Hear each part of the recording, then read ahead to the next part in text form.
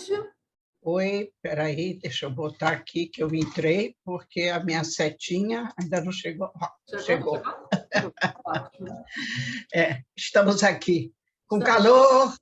calor. Ontem, pela primeira vez, eu ouvi uma apresentadora de meteorologia dizer que nós estamos atravessando uns dias de onda de calor, que são vários dias seguidos, com temperaturas elevadas, com umidade muito alta, que aumenta a sensação térmica em pelo menos 3, 4 graus, mais do que existe realmente, é o que a gente sente, né? Uhum.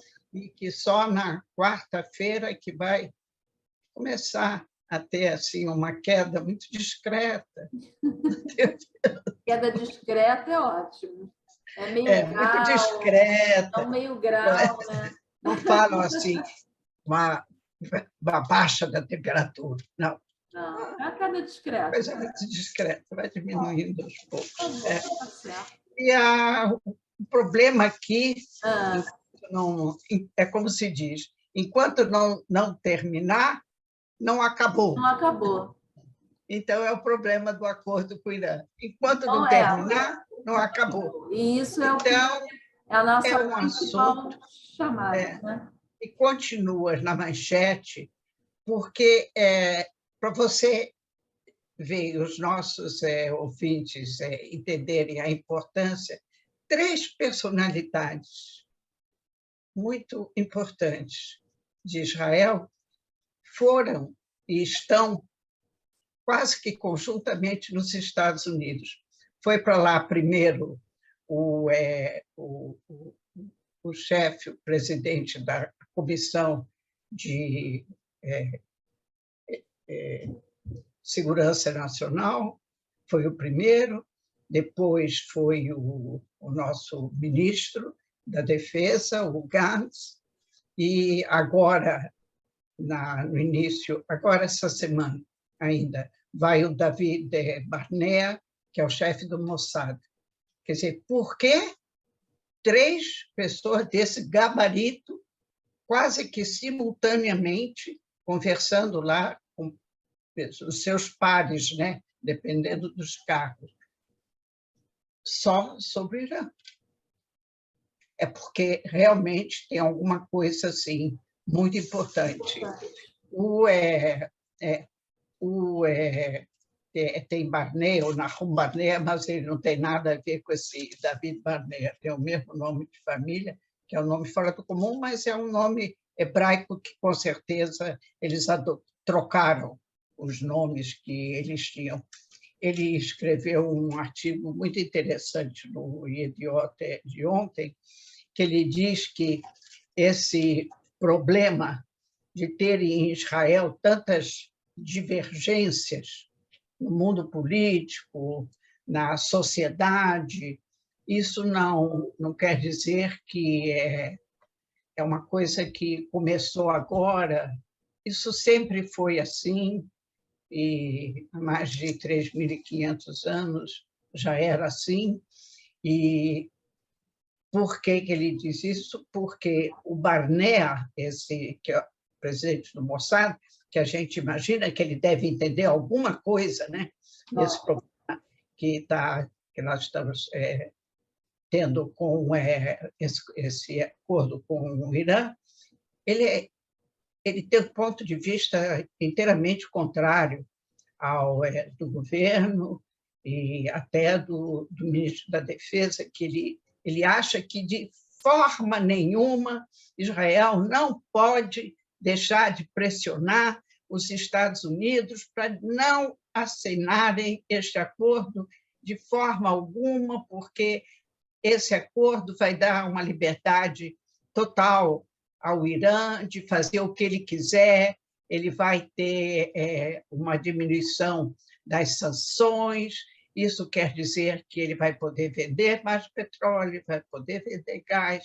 vai entrar dinheiro nessas vendas, eles vão poder aplicar só contra Israel, de modo que de jeito nenhum.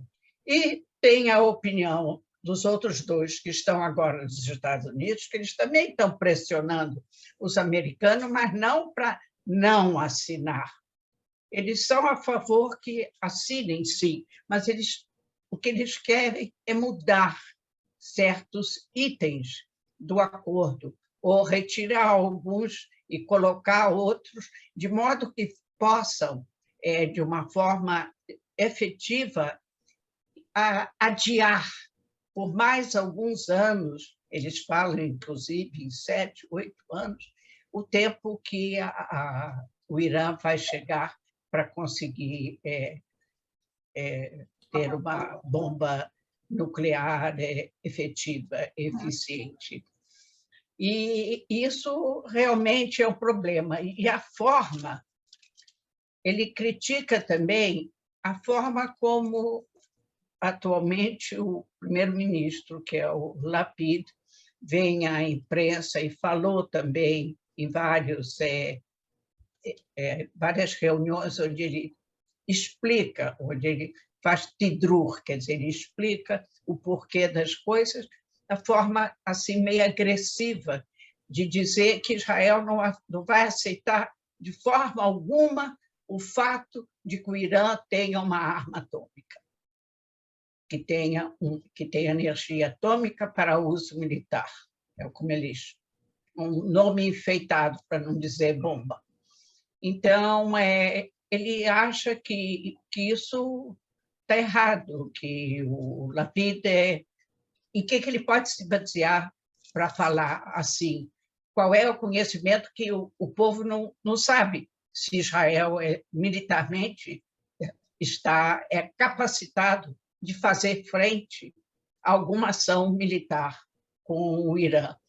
Mas dizem, então, esses, que o que Israel está tentando convencer aos americanos é que eles façam uma ameaça militar ao Irã, de modo que o Irã sinta que eles têm que temer os americanos, porque o que explica o Nahum Barnea é que no início do governo Biden, todo mundo pensou que ele era um banana, que ele estava velho, que ele não ia fazer nada, que aquela saída meia confusa que foi do Afeganistão, que isso depois muito contra a capacidade dos Estados Unidos manterem a sua posição de um país uma superpotência que era respeitado no mundo todo, e, de repente, ele mudou a casaca. Ele passou a ser um homem que ameaça, que diz o que pensa, que veio aqui no Oriente Médio, foi na Arábia Saudita mostrar a posição americana, não só pedir para os sauditas baixarem o preço do petróleo, mas ele também explicou a eles a posição política, ideológica, estratégica dos Estados Unidos na região. E esse Barnea que está lá, ele acha que os Estados Unidos têm que fazer uma ameaça que realmente amedronte o Irã, porque o fato de que vai diminuir as sanções, isso não quer dizer que depois da manhã as grandes firmas internacionais vão investir no Irã, que diz que em 2015, quando foi assinado o acordo, na época que o Obama era o presidente, e diminuíram as sanções, ele diz que super empresas, tanto alemãs quanto francesas, inglesas, tentaram, e bancos, grandes bancos internacionais, tentaram penetrar no Irã, achando que eles iam encontrar uma mina de ouro. E, em pouco tempo, eles se decepcionaram e todo mundo saiu, ninguém ficou, nem a França, nem a Alemanha, e os bancos internacionais todos disseram que ali não era lugar para eles botarem $1. Nossa. De modo que, quando houve essa retirada, em 2016, Então, durante esse primeiro ano, houve um crescimento econômico espantoso no Irã e todo mundo ficou achando, olha, é isso aí, eles vão crescer economicamente, eles vão esquecer das guerras e das ameaças e vão desfrutar das vantagens de ter uma economia em progresso, melhorar a vida do povo. Mas aí acabou. Logo em seguida entrou uma depressão econômica, subiu tremendamente a inflação e acabou esse flerte que estava com o Ocidente, pensando que as empresas iam botar dinheiro lá, todo mundo saiu. De modo que agora, esses que defendem a posição mais agressiva dizem: o que vocês estão pensando? Que agora vocês vão diminuir as sanções e as empresas, as grandes empresas estrangeiras vão entrar numa cama doente? Ninguém vai, de modo que eles vão continuar batendo na mesma tecla da mesma ameaça contra Israel e o mesmo fornecimento de armas contra as organizações terroristas que fazem terror contra Israel. De modo que, por isso, tem 3 personalidades dessas lá nos Estados Unidos e a gente não sabe, porque a cada momento a posição americana é realmente de querer terminar esse negócio de assinar o acordo, porque eles acham que vai ser uma forma de ter controle sobre eles. Então, são pontos de vista diferentes e, hoje, depois que está toda essa confusão no ar, o primeiro-ministro Lapid convida o Netanyahu para um encontro de esclarecimento, que é obrigatório nos regulamentos governamentais, que o primeiro-ministro passe para o chefe da oposição, é o Netanyahu, não é porque ele é ex-primeiro-ministro, é porque ele é atualmente chefe da oposição na Knesset.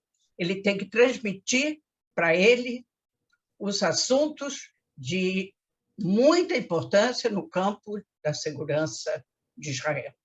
E foi uma reunião que estava marcada para durar 1 hora e já passou de 1h30, e nessas últimas Hadashot, das 6 horas que eu ouvi, ainda não tinha terminado a reunião. De modo que isso significa que eles têm muita coisa para falar, porque o Netanyahu o tempo todo se recusou, durante o ano inteiro que o Bennett foi primeiro-ministro, ele não concordou em receber nenhuma explicação, nada. Ele simplesmente ignorou. E agora, se ele está sentado lá, é porque tem alguma coisa realmente muito importante. E realmente, realmente os Estados Unidos, como eu disse, se tudo isso está acontecendo, a gente não pode dizer que conseguiu influenciar, mas que pelo menos eles estão ouvindo o que Israel diz.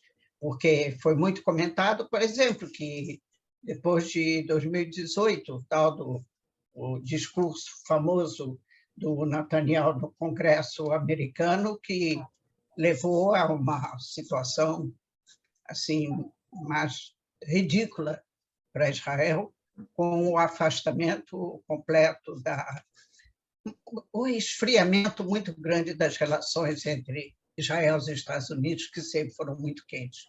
E agora, pelo contrário, a gente está vendo novamente um aquecimento dessas relações, e o fato deles estarem esperando todas essas visitas e aceitando todas essas conversações, e enquanto isso estão postergando a assinatura, e a comunidade europeia está esperando, né? Porque eles que têm que assinar, não os Estados Unidos. Sim. E todo mundo lembra o tempo todo que diz que falam para o Lapid que as ameaças que, por exemplo, o Netanyahu fez na época que ele era primeiro-ministro, de que Israel vai atacar, que não vai deixar, que vai fazer, que vai acontecer contra o Irã.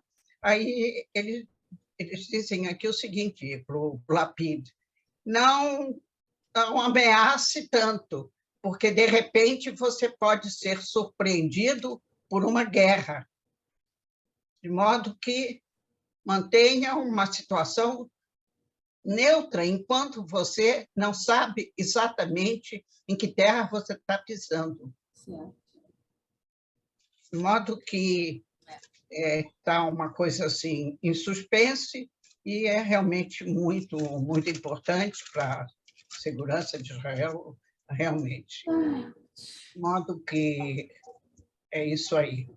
Então, Bom, já que a gente está falando do Irã, vamos aproveitar, já que você está na parte internacional, vamos falar sobre a Ucrânia. O que está bom, acontecendo? sobre a Ucrânia, hoje o noticiário é de que o exército ucraniano partiu realmente para ataque. Parou de se defender, apenas de estar contra-atacando, e hoje atacaram o sul da Ucrânia, que é uma região onde a Rússia já tinha se estabelecido há alguns anos. Eles estão realmente atacando todos os estabelecimentos russos, militares, e os depósitos, e que realmente eles estão mostrando que eles não estão dispostos a levantar a bandeira branca. Bandeira branca eles não vão levantar. Eles vão resistir, que se eles estão... Imagina um país como a Ucrânia, que não pode comparar o exército ucraniano com o exército russo, água com vinho.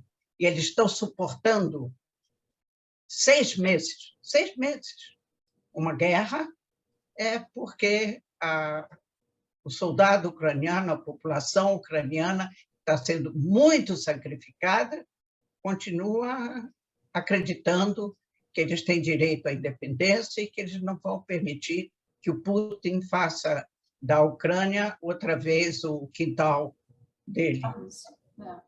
Eles querem manter a independência deles, e isso realmente... E o problema que está acontecendo, que é de muita importância, que até ontem estavam discutindo quem é que bombardeou a área em torno das usinas atômicas. A Rússia dizia que a Ucrânia dizia que a Rússia, mas hoje os ucranianos já disseram que eles terminaram com esse negócio de atacar a área em torno de 6 reatores, não é um, e que não tem nenhum perigo no momento de vazamento, de poluição atômica na região, que pode baixar o radar, que não é isso, que realmente a situação já está em controle deles. Eles estão controlando aquela região. Bom, a gente espera, eles estão recebendo tanta arma da Europa e agora dos Estados Unidos. Falei da última vez que, semana passada, eles receberam 3 bilhões de dólares em armamentos e munições, de modo que estão fazendo o uso correto. Agora, uma coisa interessante que se falou, que mostra, em parte, a dificuldade da Rússia de ganhar essa guerra, como eles pensaram que ia ser um blitz. 2, 3 dias, máximo uma semana, a Ucrânia está na mão deles. Que a dificuldade que a Rússia está tendo, pelo número de mortos de soldados tão grande, e, logicamente, se tem 20 mil mortos, como eles declaram, deve ter um número equivalente ou superior de feridos que saíram da linha. Então, diz o que a Rússia está fazendo agora para recrutar soldados, que os jovens de idade obrigatória de serviço militar já estão. Então, eles têm que apelar para aqueles que já passaram da idade de serviço militar. Então, eles estão oferecendo terras. Você se aceita a convocação, você vem fazer serviço militar durante a guerra, e nós vamos te dar tantos quilômetros quadrados de terra, lá ou cá, onde é, que você vai receber quando você terminar o serviço militar. E se a pessoa morrer? E morrer, então, é a interrogação. Se está escrito algum contrato dizendo que os herdeiros dele vão receber. Ah, é? Isso não se anunciou, mas, por enquanto, ele está querendo atrair homens que já passaram da idade de serviço militar, oferecendo terras. Ai, meu Deus. Não era muito Eu nunca melhor ouvi. ele pensar no meio de fazer a paz, né? Na, Ele não pode sair dessa. mas, Né? escuta, a Rússia não pode agora dizer que vai É, fazer. Mesmo que haja algum acordo, sempre quem vai pedir é a Ucrânia, a Rússia não. O Putin ele vai pedir socorro. imagina, imagina. Não, É não difícil, dá. Ruth. De modo que É, essa é a situação. Então, que, por enquanto, realmente continua. Agora, por enquanto, não, agora começou uma fase nova, que é o do contra-ataque ucraniano contra as tropas russas e contra os estabelecimentos militares na zona sul da Ucrânia, que estava em poder dos russos. certo. De modo que esse é o problema. Panorama. Panorama aí. Então, vamos voltar para Israel e vamos falar dos nossos professores. Os nossos professores, ontem houve reunião, ontem foi domingo, durante quase todo o dia, hoje também. Eles começaram já hoje a anunciar que antes o ministro da Fazenda dizia que esse contrato novo com os salários dos professores, que é um tipo de contrato, né, que eles têm que fazer, que sempre entendendo que esse governo é um governo provisório e que, quando houver agora as eleições em novembro, o próximo governo que vier, a gente não sabe se o próximo governo vai aceitar. Tudo isso de modo que tem que fazer alguma coisa que tenha um prazo de validade, que não seja uma coisa que daqui a 4 meses vai vir um outro governo e vai dizer eu não tenho nada com isso, não fui eu que fiz. Não, tem que ser uma coisa séria. É uma negociação entre ministro da Fazenda, Ministério da Fazenda e milhares e milhares de professores representados por 2 organizações, como eu já falei. Então, eles tinham feito, quando, há uns dias atrás, o Lieberman queria justificar o fato dele não poder aceitar todas as exigências, é porque os custos orçamentários desse aumento salarial ia ultrapassar a 4 bilhões de escalim.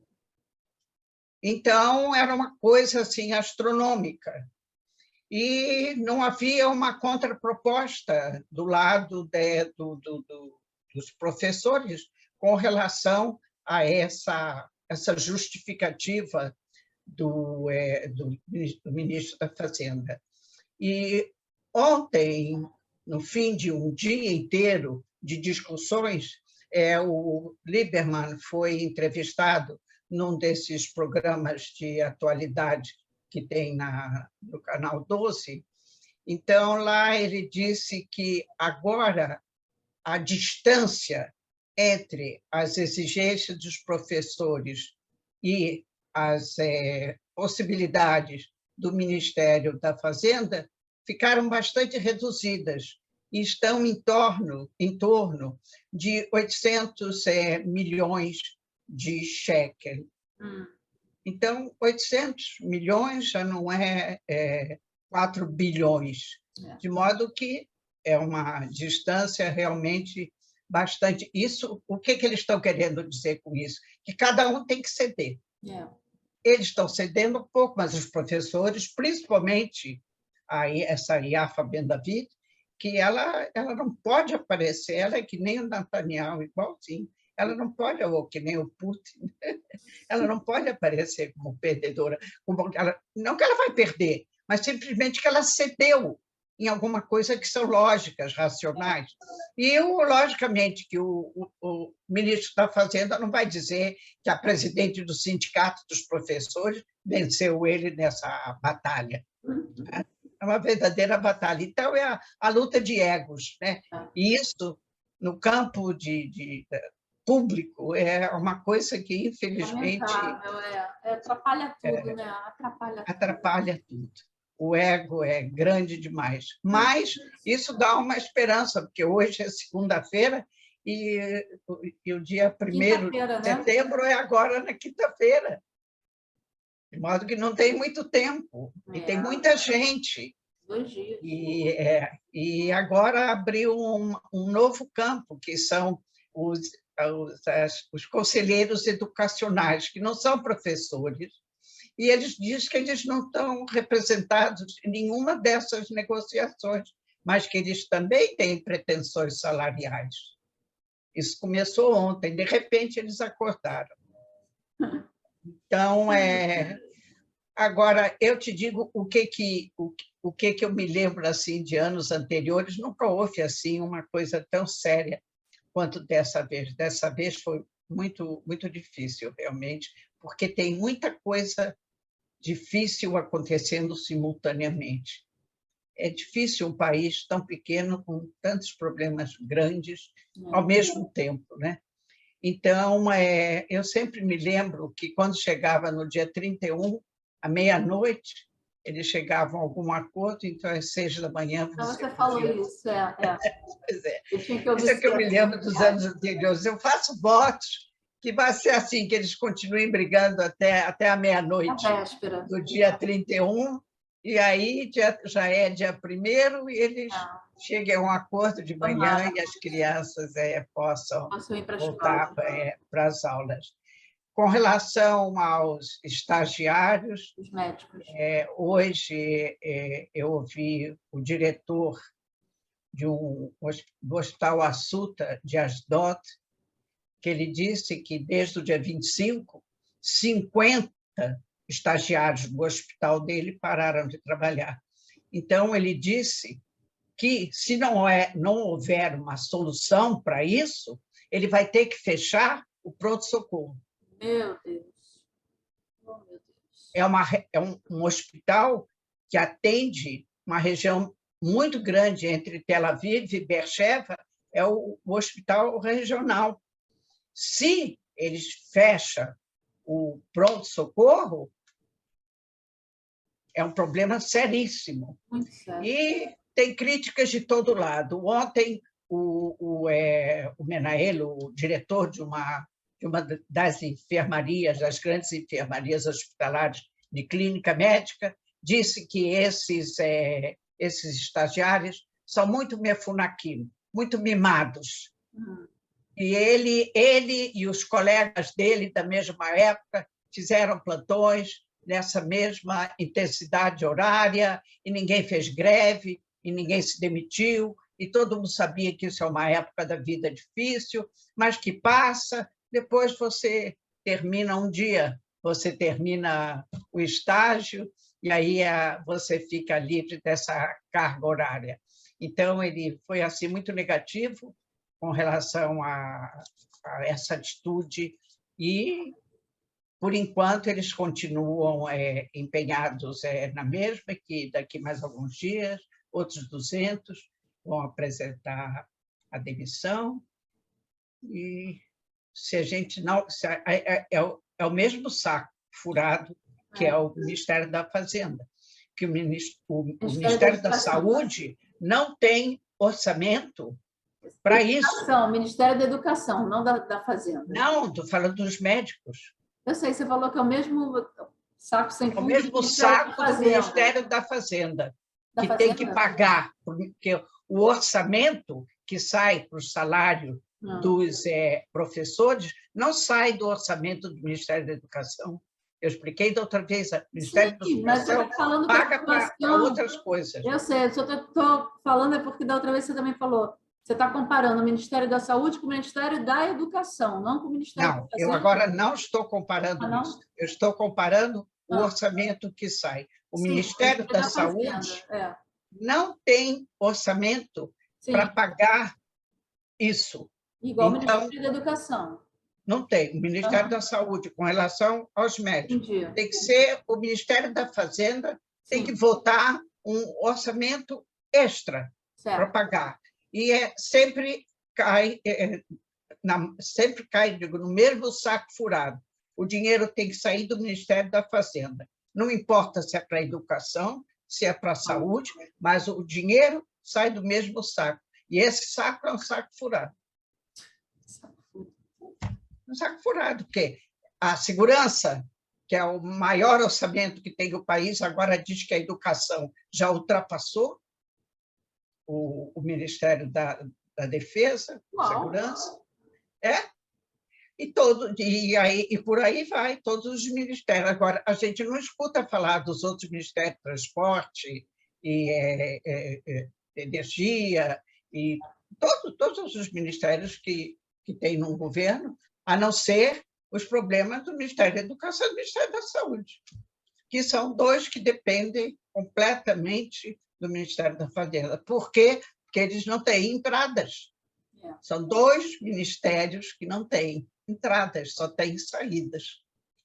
Então, eles dependem financeiramente, única e exclusivamente, do Ministério da Fazenda. Então, é esse o problema atual. Vamos ver o que vai acontecer. Hoje é só segunda-feira, nós estamos muito perto, daqui a pouco vem os Hagim, e todo mundo já tem que se preparar para os Hagim, daqui a menos de um mês, é Rosh Hashanah, é dia 25, um domingo, e depois começa Yom Kippur, e agora já estou falando da guerra de Yom Kippur, já entra assim, no meio de tanta confusão, mais as dores da Milchemet Yom Kippur, que já começou a se falar, de modo que essa é a situação dos problemas. Dos problemas. Nossa, agora, a ministra do Transporte despertou agora também uma discussão na sociedade e na política israelense, quando ela disse que ela vai querer conseguir que o trem de superfície, ainda, por enquanto, na região maior do país, que é Tel Aviv, e o Gush Dan, né? Tel Aviv, Ramat Gan, Givatayim, Holon, não sei o quê, os trens ainda não estão circulando, por enquanto a gente só vê o buraco dos trens, né? As ruas esburacadas, as obras, mas onde que já tem? Ela quer que funcione aos sábados. Porque ela diz que, quando fizeram a previsão dos custos e calcularam que as entradas iam cobrir grande parte dos custos, estava partindo do princípio, a conta que foi feita é de que os trens iam funcionar 7 dias por semana. Se você retira um dia por semana, baixa muito, principalmente porque sábado é um dia que muita gente, se tiver trem, quem não tem carro, que diz que as pessoas que têm carro são as pessoas que estão melhor de vida. Agora, justo as pessoas que têm mais dificuldades financeiras, que necessitam do trem a semana inteira para trabalhar, eles necessitam do trem também se eles querem visitar a família, se eles querem sair para trabalhar, porque eles não podem pagar táxi.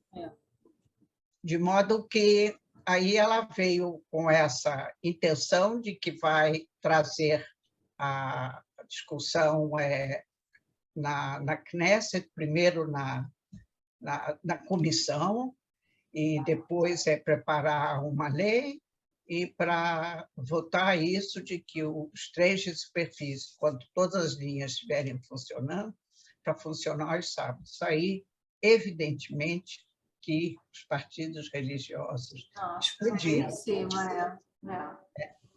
Onde é que já se viu um país judeu que vai ter transporte público aos sábados? Então, você imagina o que não falaram da Merav Michaeli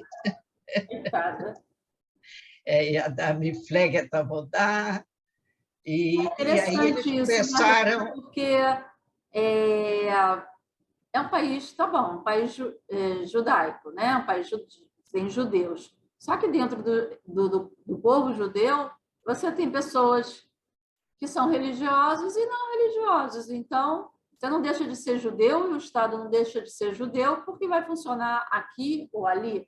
E mesmo porque as pessoas já andam de carro. Então, deveria ser proibido tudo.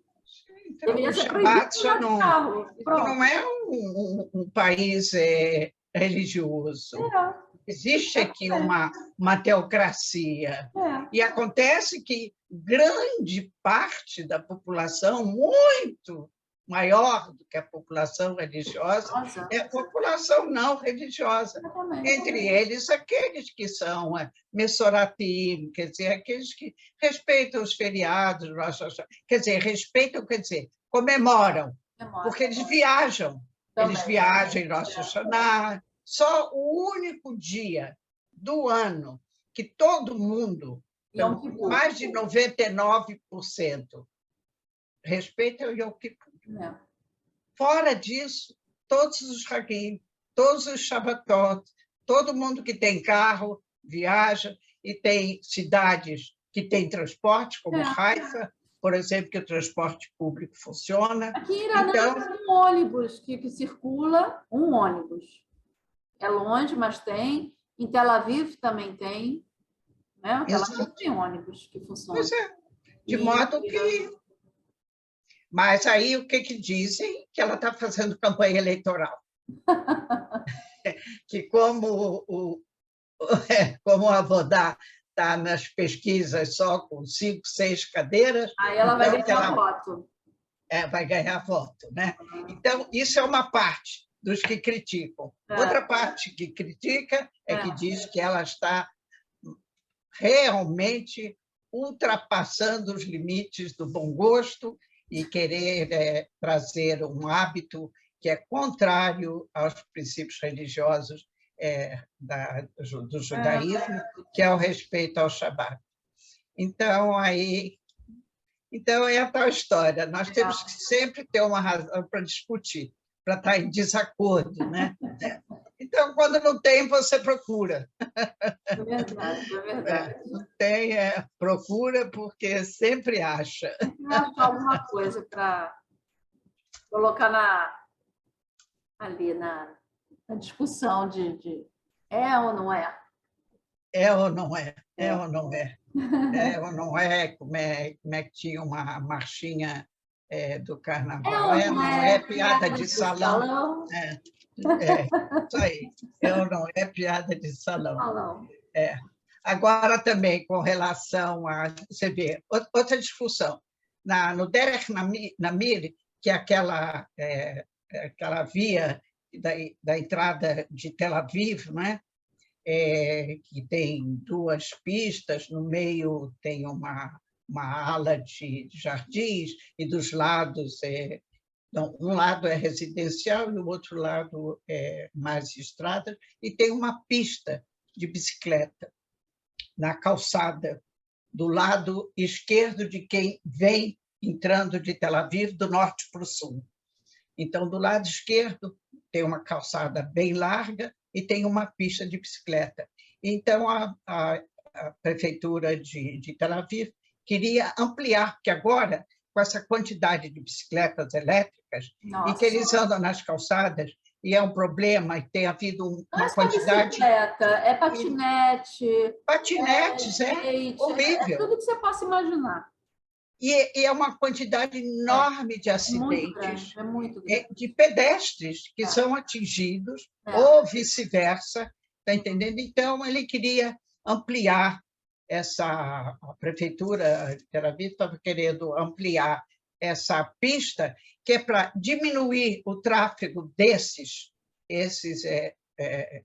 são meios de transporte, né? Mas que são pequenos, atrapalham as vias normais, onde tem caminhões, e ônibus, e carros, e etc., e passar para uma pista onde eles tenham uma liberdade.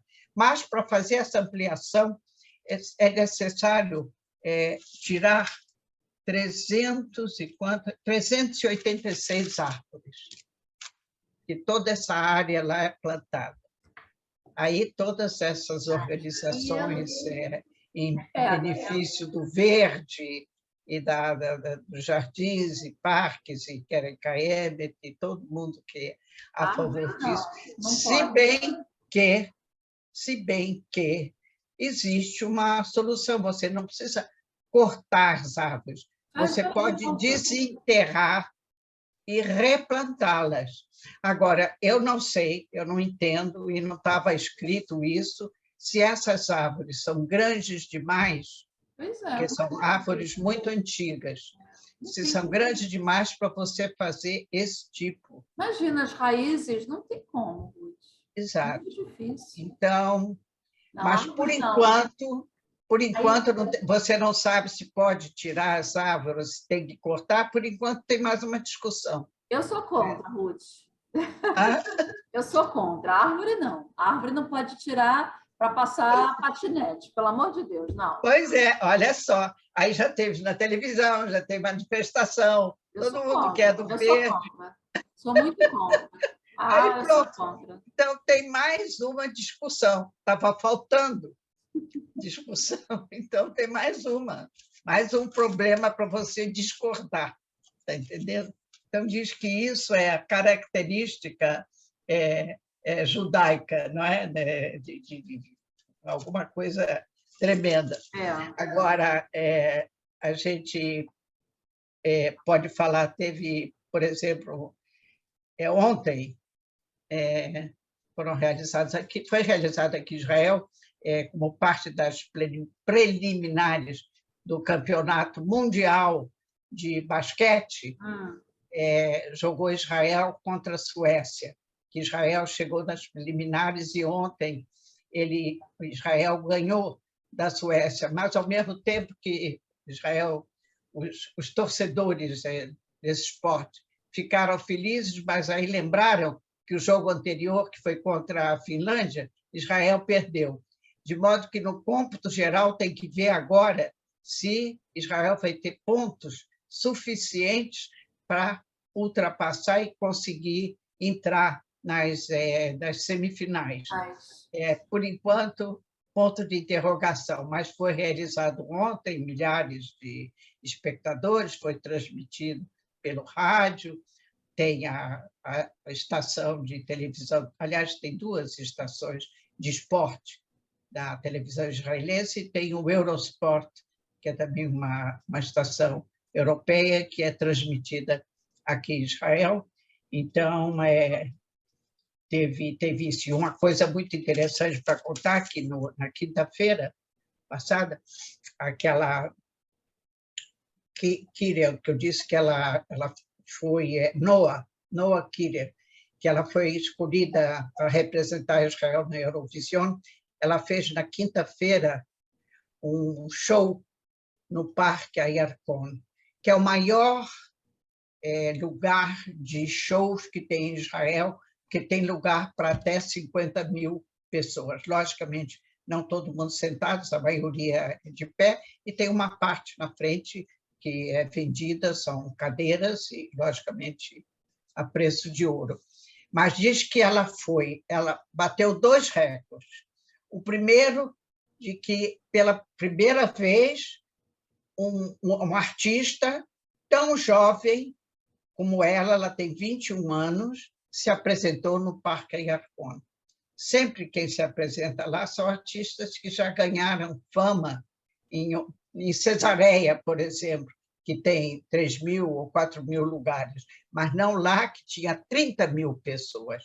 E segundo, que é a primeira mulher que se apresenta no Parque Ayarkon.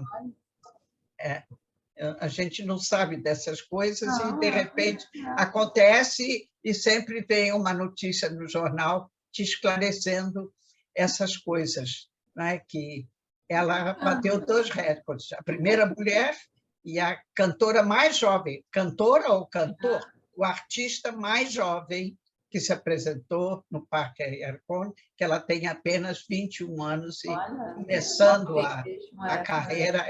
E diz que foi um show brilhante, não só no desempenho artístico, como na parte visual, que diz que ela trocou de roupa não sei quantas vezes, e o cenário, e os dançarinos em torno, todo mundo muito bonito. Aí disse que foi assim uma coisa, como se diz, tic-tac, tudo certo. Não tem os críticos, né, de televisão, de teatro, de música em geral, todos foram unânimes em dizer que, por mais que eles procurassem um defeito, não teve nada. Não tiver. Ela foi perfeita. Perfeita. Em Um todos talento aí, né? os detalhes. Muitos talentos novos, né? Para substituir os que, infelizmente, ela né, realmente... foram. Que bom que está renovando, né? É o ciclo da vida, né? Da arte também, né? Bonito, bonito, sim. E agora, se a gente tem tempo, não sei, me fala. Tá bom, Ruth, já tá bom, já falamos bastante. Já falamos bastante? Então tá bom. Se falamos bastante... Não, senão você vai falar e aí não vai ter notícia na quinta-feira. Não tem medida, porque já te falei, esse país só é pequeno territorialmente. Agora, nos acontecimentos, é uma potência mundial. Que bom, né? A gente não tem tédio. Tá bom, minha querida. Uma potência mundial, é isso aí. Deixa para quinta-feira e a gente... Já temos uma opção de coisas aí, já vou escrever um livro, o que está para falar. Tá bom, Ruth. Um beijo e até. Muito obrigado, até. Uma boa semana para todos os nossos ouvintes e espectadores, para você particularmente. Obrigada para você também. Beijo. Beijo. Tchau. Tchau.